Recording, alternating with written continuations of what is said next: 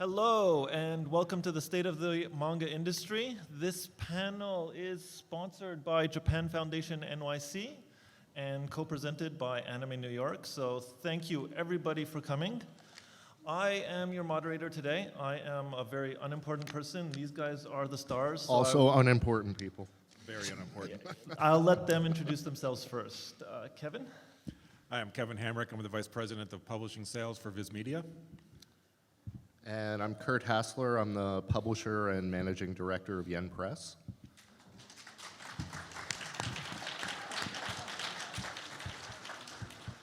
And so I'm my going to assume name is... that applause was all for me and not for you. And so my name is Christopher Macdonald from Anime News Network. As I said, I am... Thank you. I am the moderator today, and before we get started, I just want to say it's really amazing to see all of you guys after 2 years. It's so great to see all the support that the industry is getting from New York fans this weekend. The panel rooms have been packed. It's just amazing to be here, amazing to see you all, and I'm sure these guys agree with me. Yeah. Absolutely. Thank you for coming.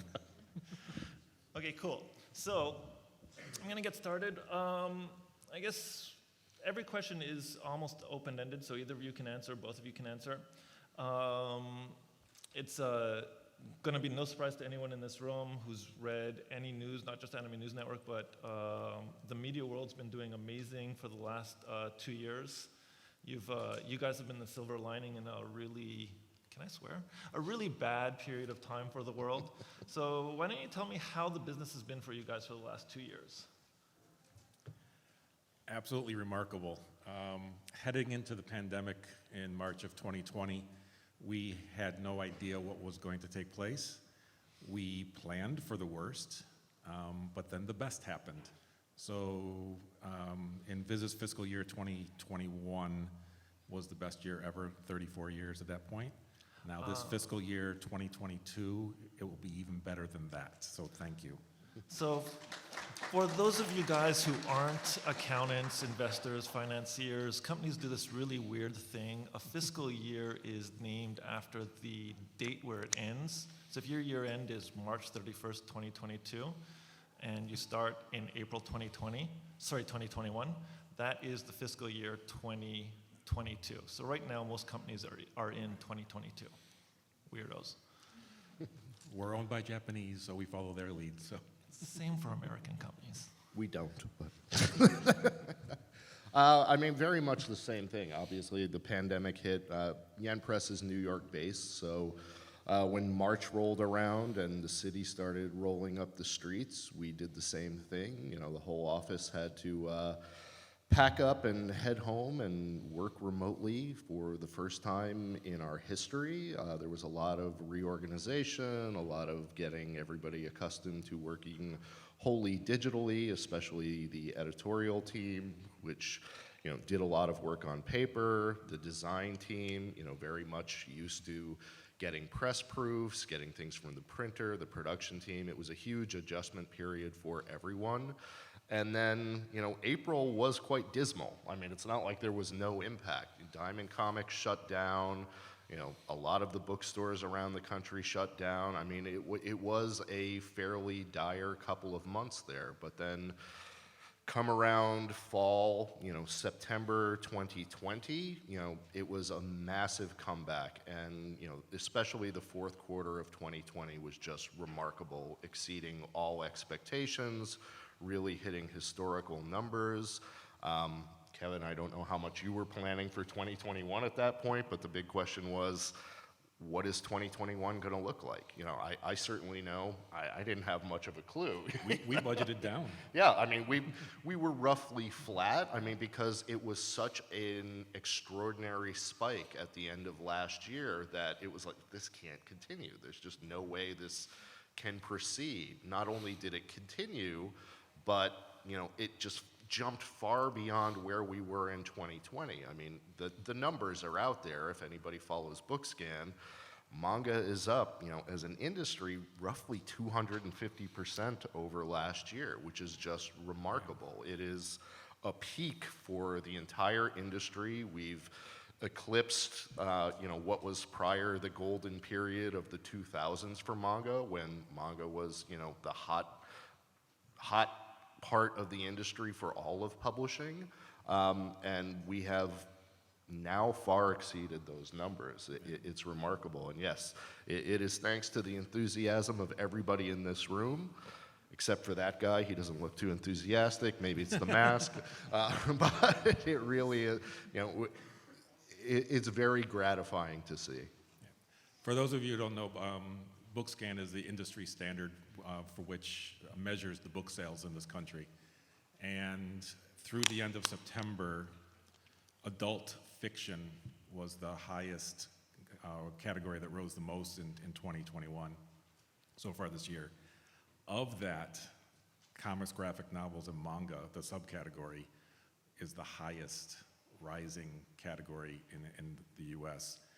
18% of all book sales through September were manga. But buy more books anyway. Yeah.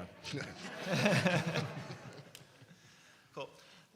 So Kurt addressed actually already my next question, but Kevin, how has your fiscal 2022 been compared to 2021? We are up significantly. Obviously, like Kurt said, our company as well had to start working remotely immediately. Our IT group did a phenomenal job to make us all comfortable in our homes and give us everything that we needed. But going from paper to digital overnight for a lot of things was a tremendous effort.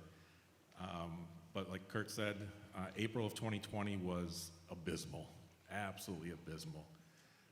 But VIZ made the conscious decision that as long as we were guaranteed that every step of the supply chain line was operating safely, following federal, state, and local standards, we were not going to change our pub schedule.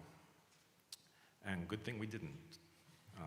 We heard from the fans that they still wanted the books. So we kept printing the books, and we kept putting them out there. You guys kept buying them. Fall of 2020, fourth quarter of that calendar year, was incredible. Last Christmas was just crazy. But then the first quarter of this year, January through March of this year, was just even head and shoulders above that. And then, as you all know, then the supply chain issues really came into the worst thing that we've ever experienced in the book industry in this country ever. And it's just not our category. Every category of books, the entire book industry worldwide is experiencing supply chain issues. Printers are at capacity. There's no paper. They ran out of cardboard to put books into. Shipping containers, not in the right places and costing a fortune to get overseas. No room on ships. Shortage of truck drivers. Shortage of people to work in the binderies and the printing presses. So everything just hit in a whole maelstrom. But we're doing everything we can, and Kurt's company as well.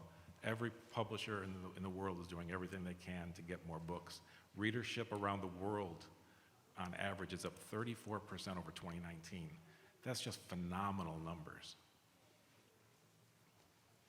Anything? Nothing? Well, I mean, you really can't understate the supply chain issues. Just to give you an idea, prior to this year, part of last year, average lead time to reprint a volume of manga would usually be about 6 to 8 weeks. Right. You need to get something back in. You can plan 6 to 8 weeks. You can generally plan to get it back in stock. Currently, we could be looking at 6 months of lead time. I mean, that is just how dire the state of getting books back into people's hands is. And that was compounded by the growth. When we print, we're looking at historical trends. We're looking at, how long will this last? How long do we have to keep this in stock before we plan a reprint? When those numbers get thrown out and the industry suddenly doubles and your inventory is gone, it's not just planning the lead time, the normal lead time, but you're also doubling up the amount you need. You're doubling up or tripling or quadrupling the number of titles you're reprinting. So it's just compounding and compounding a problem over and over again. and everyone is struggling to adjust. There are not that many printers that are capable of handling, real trade book publishing in the United States and Canada. It's a handful, so more and more we're looking overseas, but then you can't get shipping containers because as we're trying to get you books, I don't know, Apple wants to get you a phone or something. Far less important things are going on containers than manga right now. So it is a global challenge that will continue to be in effect for quite some time. I mean, I know when we're looking at placing orders, it's not uncommon for us to speak to printers and say, sure, we'll put that in the queue. You're calling a reprint in November. We can maybe get that to you in April. Yep.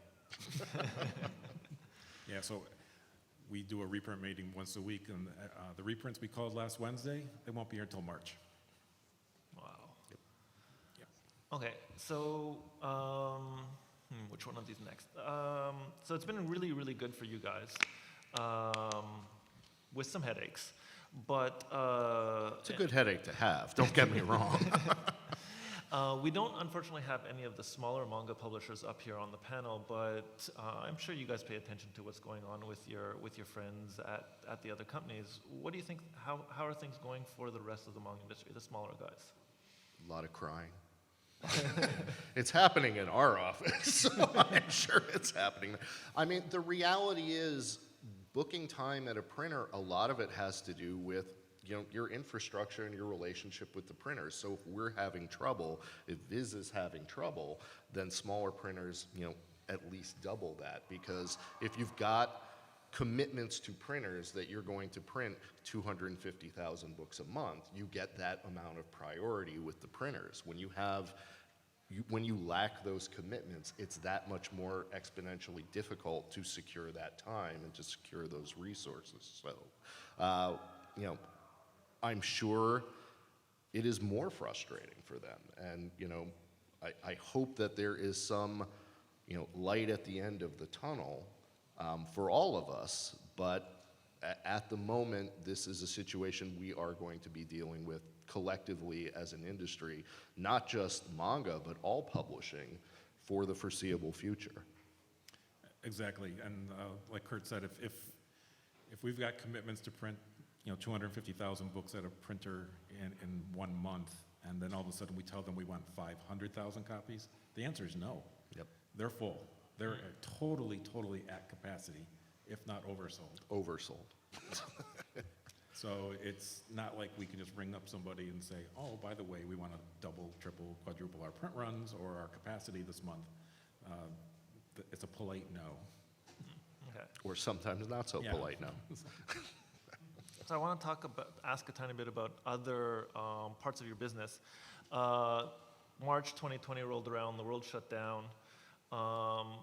Everybody looked at Netflix, Amazon, and knew, okay, these guys are going to have a great year. Mm-hmm. But that's because they're digital. Yep. Print books, etc. In retrospect, not that surprising, but not what people were expecting. Like you guys have both said, you didn't know what was going to happen. Yep. But what about your digital businesses?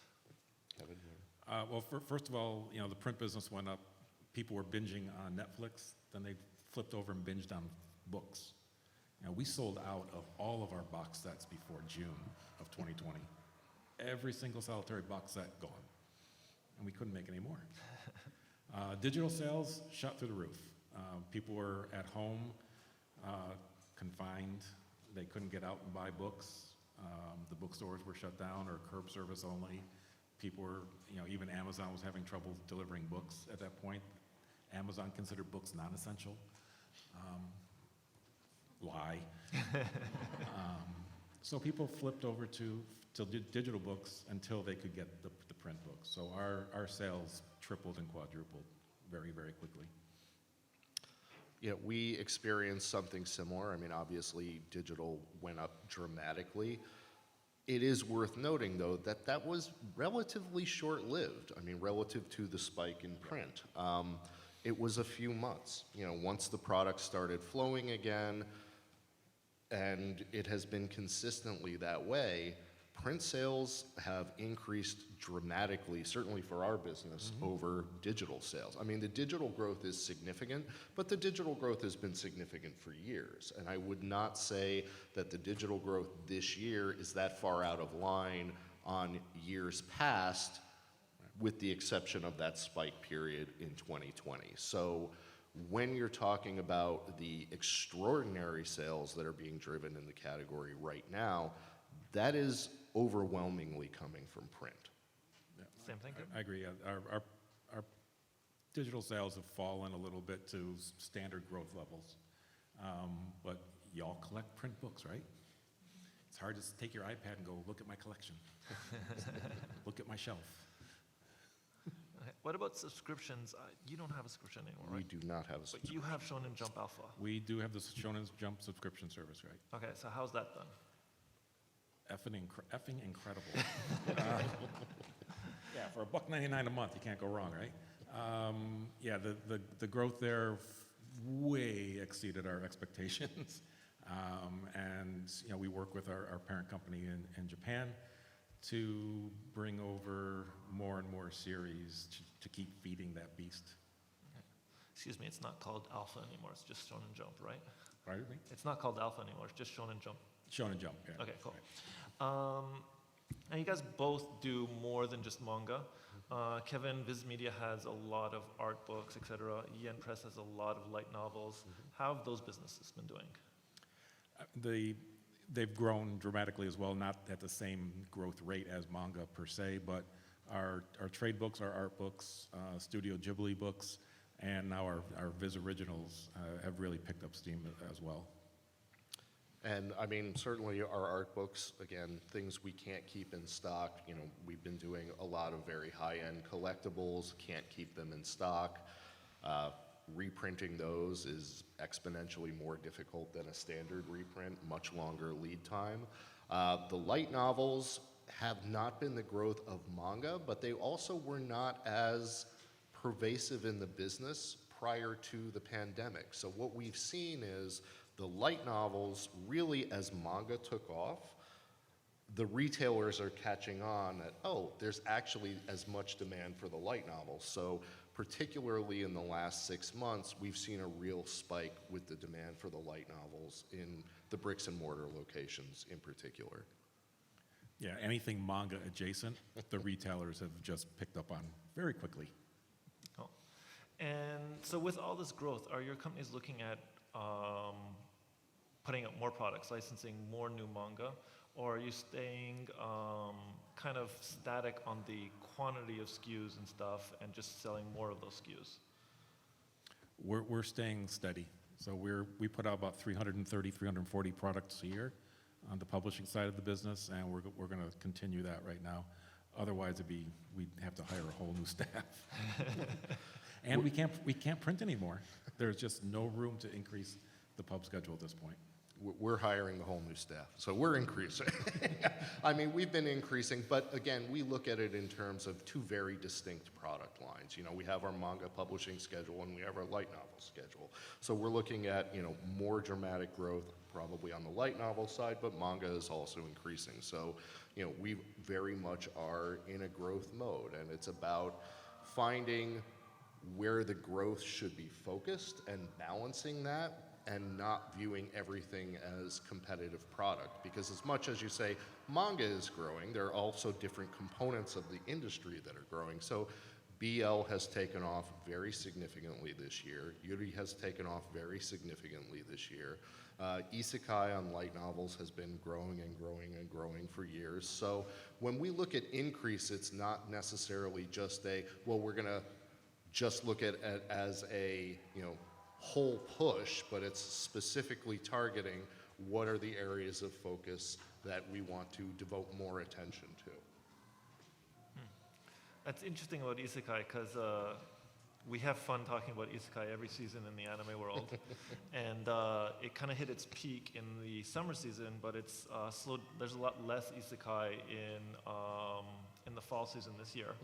But if it's really growing on the manga side, then, or the light novel side, then we can expect to see more isekai anime in the future. I don't see that going away anytime soon. It's going, but you're also going to see a lot more diversity, and frankly, you see a lot more animation coming out of Japan. I mean, they are enjoying the same sorts of trends. So I think that most of the anime producers are looking at ramping up what they are creating and putting out there, which is goes hand in hand with the growth we're enjoying. Actually, that brings up an interesting question. You guys are both subsidiaries of major Japanese publishers. Do you have an idea how the manga industry in Japan is doing right now? I know that Shonen Jump is not doing great. It's continuing its downward trend that's been going on for the last 20 years. But how are light novels and graphic novels doing in Japan? It really depends on which part of the business you're talking about. I mean, the big concern in Japan is print in general, and this is, an ongoing trend. Print has been decreasing dramatically year over year, and maybe less dramatically in the past, 12 months or 24 months, but it has been an ongoing trend. But it is a completely different market. You can't equate decreasing print sales in Japan with necessarily a decrease in the popularity. A lot of it's a shift to digital. I mean, a lot of it is just a shift to a practical and accessible, trend in that marketplace. If you look at digital as a percent of the total business, it's much, much higher in Japan. And not just for manga, but if you compare it to the digital percentage of publishing in general, it's dramatically higher than you see in North America. Yeah, what he said. Yeah, for our parent companies, Shueisha and Shigakan in Japan, digital sales outweigh print sales now. Like Kurt said, this has been an ongoing shift for more than 20 years now. So it's just a format change. So, and how the whole publishing industry works in Japan, you can't compare that to how it works outside of Japan.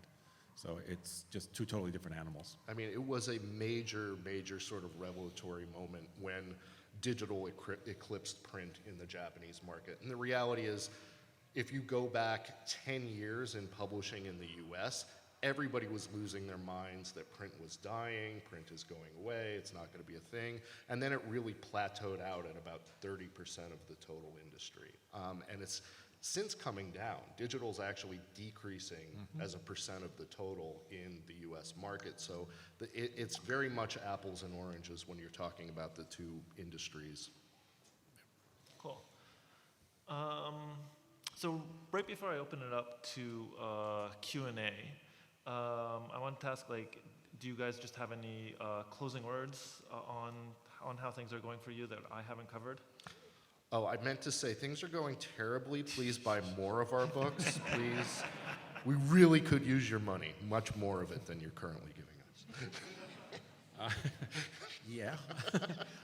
But just continue to be patient with us. We're doing everything we can to get more books out to you as quickly as possible. We have been looking at every possible angle there is in order to get books published. Buy me a printer, buy me a forest, and I'll make you some books. I've actually seen Kevin cutting down trees, trying to shave paper off. It's getting pretty desperate. I'm recycling as many paper towels as possible to make pulp. But yeah, we understand the frustration. We're frustrated too. We're way more frustrated than you are. My production staff is sick of me yelling at them. So, but kudos to them for getting as many books as they can for us as quickly as they can. Actually, on that note, I did have a topic that I kind of forgot to ask about. And I see two of your senior production staff in the room. I don't know if you've got any friends in here, Kevin, but... Oh, they're not my friends. I don't have friends. Oh, they're not your friends. Okay. Oh, you want to call them up here? We can, yeah. But yeah, so you guys talked a bit about the difficulty of shifting from working with paper to digital and so on. But maybe we could address that, look at that in a bit more detail. Like, what kind of challenges, aside from just everyone moving and working from home, which is standard for tons of industries, telecommuting, et cetera. In the anime world, of course, when voice actors started working at home, that was a huge challenge because none of them had dubbing studios inside their homes. They didn't have silent rooms, sound dampening material. So that was really hard for them. What were the unique challenges that might have been seen in the manga industry? Depending on the department you talk about, something like design or production, actually physically reviewing proofs is kind of crucial. They're checking for color, they're checking for accuracy, misprints. So it wasn't necessarily quite the same shift to digital so much as it was sending messengers around the city to share the proofs with everybody who could get them. More was reviewed digitally than before. But there is still that very necessary physical component that you just can't replace. So working with those challenges and allowing for the lead time of, oh, this needs to be shipped from one borough in the city to another, and it's got to get there today, or we're going to miss a printer deadline, that was definitely challenging. On the editorial side, it was just a lot of getting used to reviewing PDFs digitally, making the corrections, making the notations, and allowing for, you print something out, you can work on it without issue. If there's a server problem, if you're having problems downloading what are massive files, that's adding to the workload, it's adding to the frustration, it's slowing down the turnaround. So it was a very significant adjustment that everyone had to make. Yeah, likewise, we're based in San Francisco, so sending, wet proofs and digital or printed out copies all around the Bay to various people grew to be a headache. And our files are massive. It's all art. So getting high-speed internet connections in people's homes was crucial. But then, fortunately, a couple of our production staff volunteered to come back to work in the office earlier this year, so they've been in there almost every day since earlier this year. So it's still on the editorial side of moving files around is still, it's taking quite a long time. I will say it was most difficult for me because I don't know how to turn on my computer, so just sitting there and sort of hammering at it, it took a long time. It was very painful. Cool. And so translators have always been mostly freelance, working from home, so I guess there wasn't too much of an impact there? I think there was very little impact with the translator. Just confirming. Okay, cool. So as I mentioned, I'm going to open it up to Q&A. Questions will be at the mic over there. They're all for you.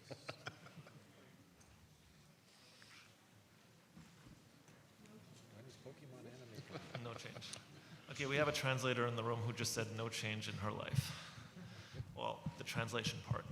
Okay, first up, go for it. Hi, so I had two quick questions. One, in light of the Actually, hold on 1 second. We've got 2 rules for questions. It's going to be 1 question. If you want to ask another one to give other people a chance, you can get back in line. And there's no follow-up. Unfortunately, we don't have time for conversations with the questionnaires, okay? Perfect.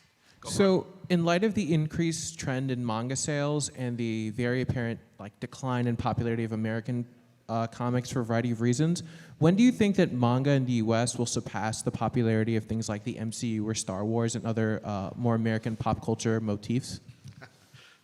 That's a very loaded question on any number of levels. I'm hesitant to speak to a decrease in popularity of American comics. Certainly there are different trends going on there, and bear in mind they operate in entirely different channels than manga publishers operate because you still have a very robust floppy comics business. So drawing a one-to-one comparison is difficult. I would love to say manga is more popular than anything on earth because manga pays my salary, I think it pays Kevin's salary. so I'm gonna say it's all rosy. The popularity of these things, you can make a case now that these are some of the strongest licenses and franchises in the world. It may not be that they have broken out in a Marvel Studios franchise in quite the same way as has been done there. Is it only a matter of time? Possibly, certainly.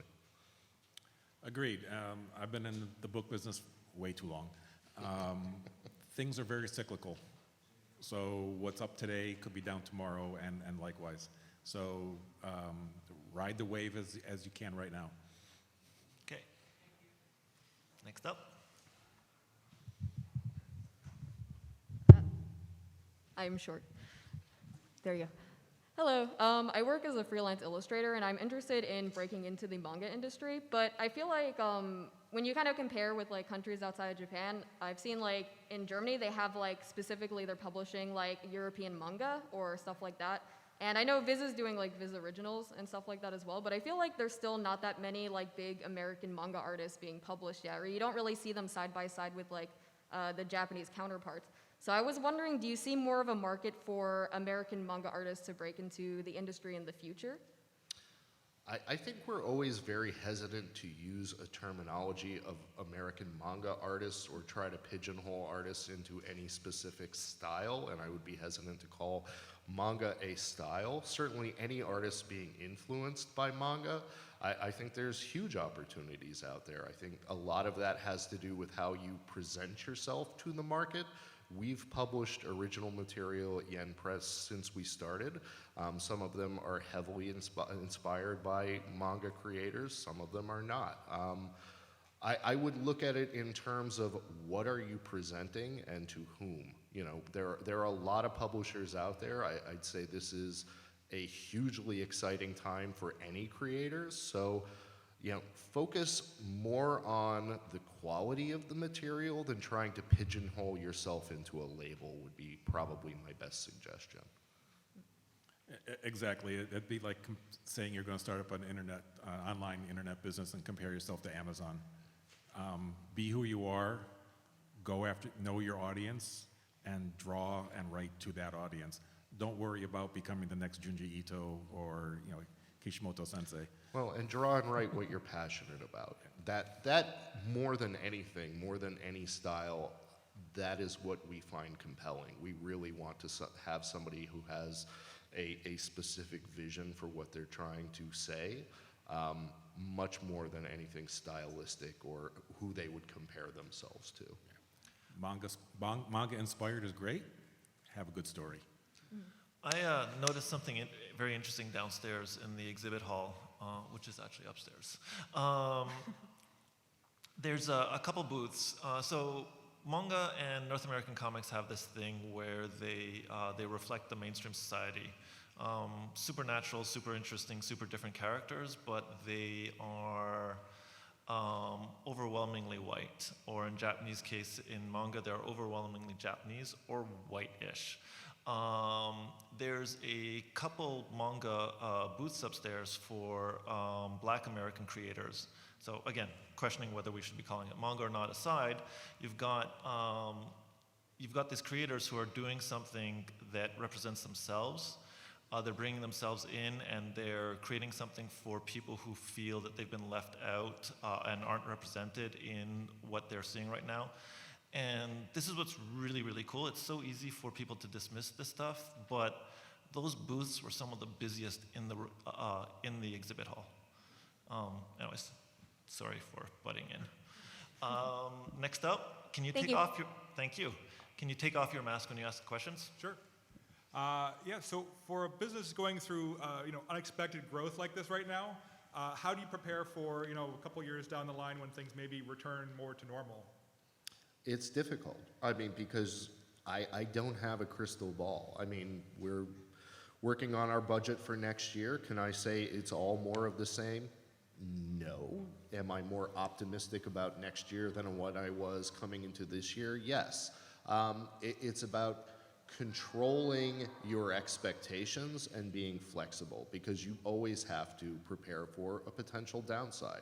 This industry has seen it before. I don't think any of us want to see it again, and certainly based on the popularity and the support here, we're never going to see it again. Manga is forever and it's only upside. But challenges are when you're preparing a print run.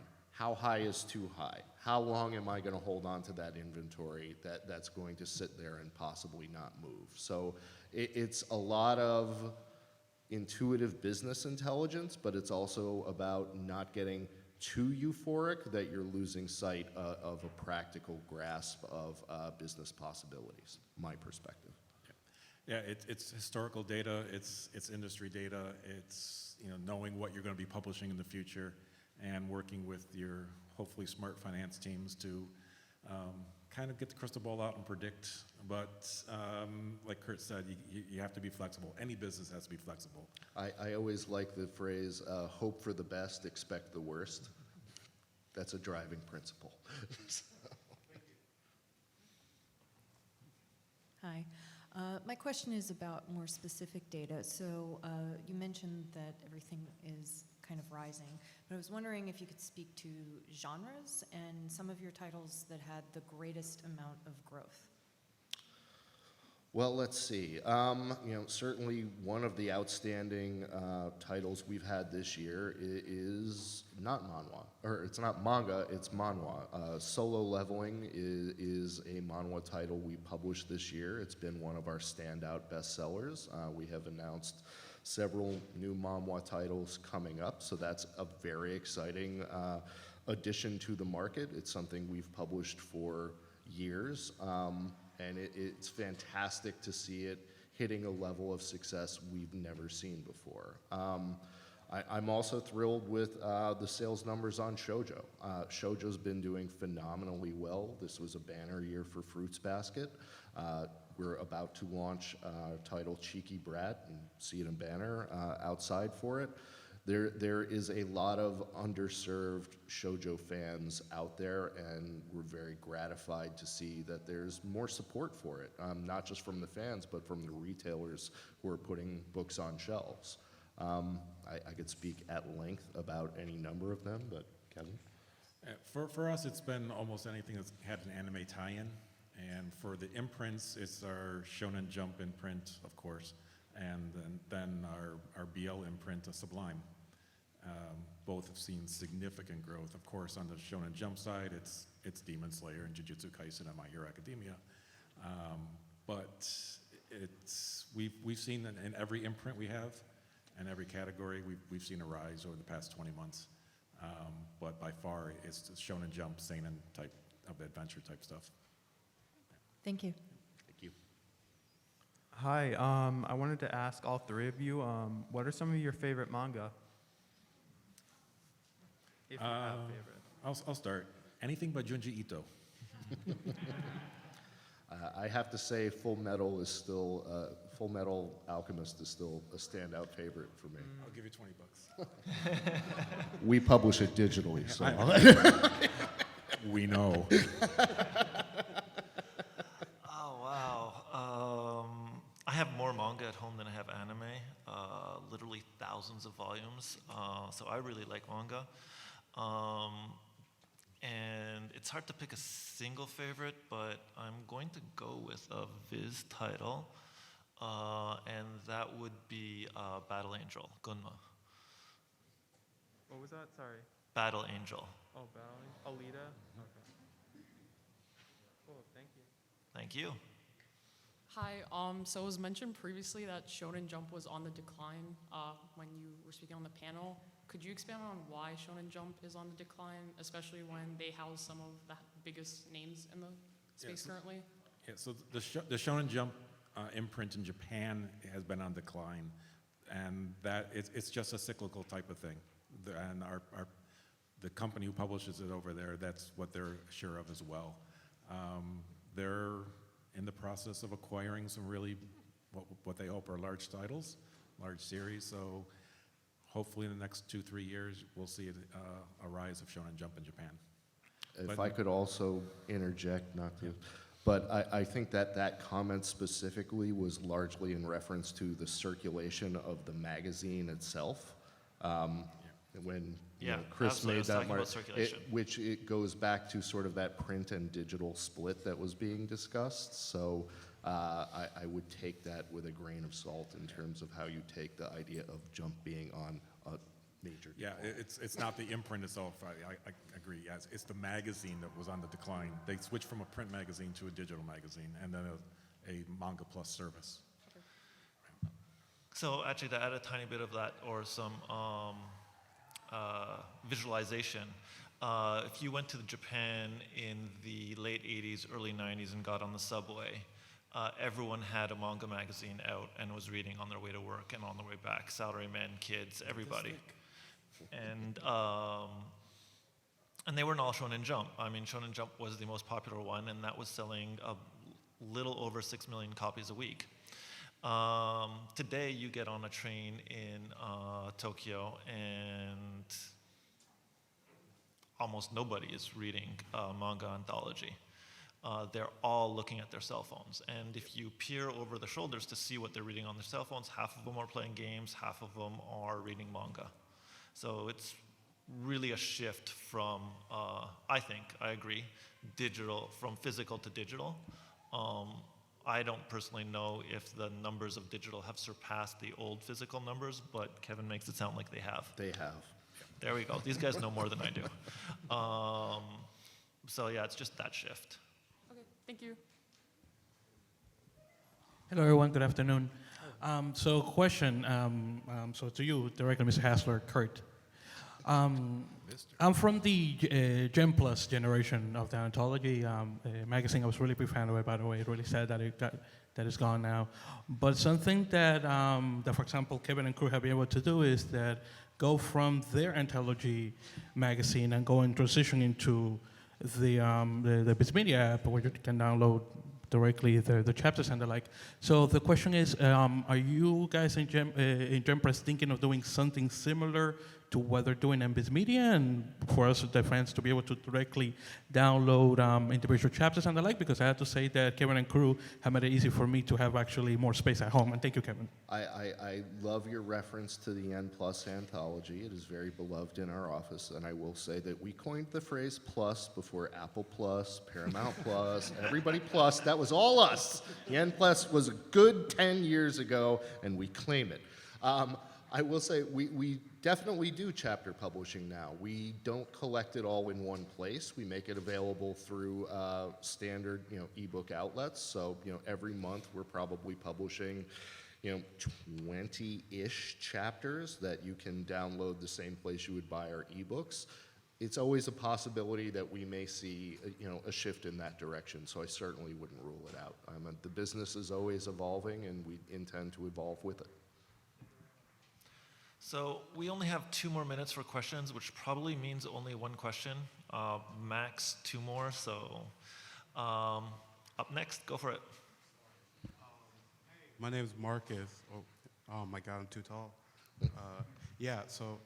My question is that in the situation to where in the East, right, in Japan, manga is not very popular, right? I think Red Hood recently got axed by Shonen Jump because it wasn't very popular in the East, but in the West it was very popular. Are there going to be ways to remedy those situations to where if a Western market really likes a serialization in Japan, that they can get that communicated?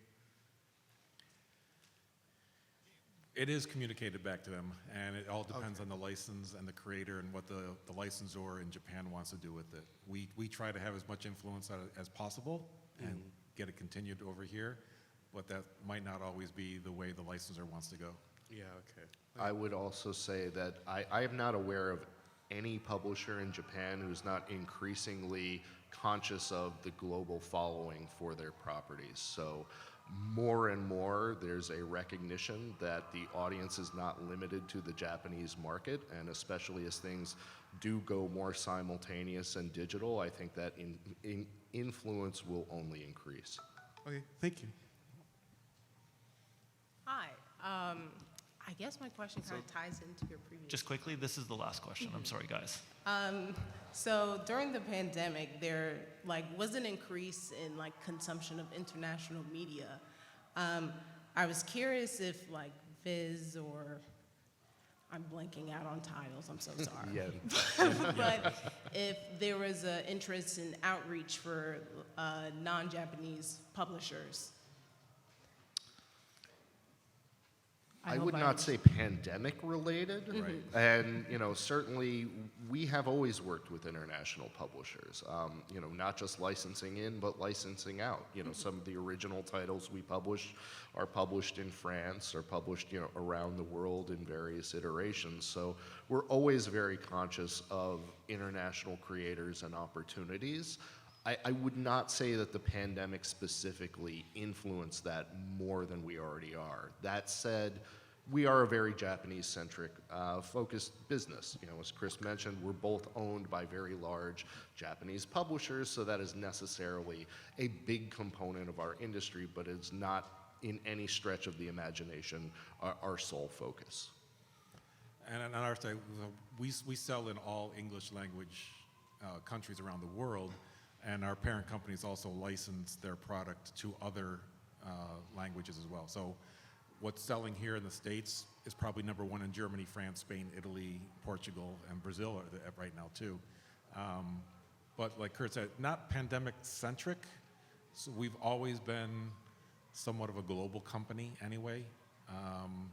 And manga sales, it's just not here in the States. Manga sales around the world have increased exponentially.